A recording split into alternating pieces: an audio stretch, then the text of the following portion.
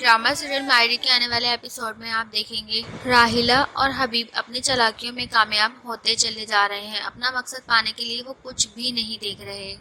हबीब के भड़काने पर फहमी जाकर समीना भाभी से बात करती है। उनसे कहती है कि समीना भाभी, आपको हमारे फ्लैट का रेंट भी देना होगा और जहीर भाई की आमदनी में से हमारा खर्चा भी, ताकि हम उससे आगे की जिंदगी गुजार सकें। समीना भाभी कहती हैं कि ये सब कुछ तुम किसके भड़काने पर कह रही हो। फहमी कहती है कि ये मैं अपनी मर्जी से कह रही हूँ, मैं इस घर में नहीं रहना चाहती।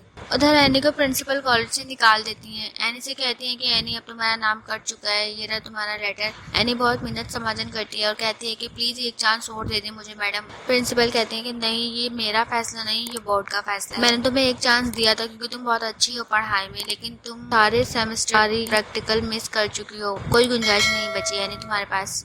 एनी रोती घर आ जाती है और घर आके आयशा को बताती है। आयशा बहुत रोती है और एनी को तसल्ली देती है कि मैं खुद जाकर प्रिंसिपल से बात करूंगी।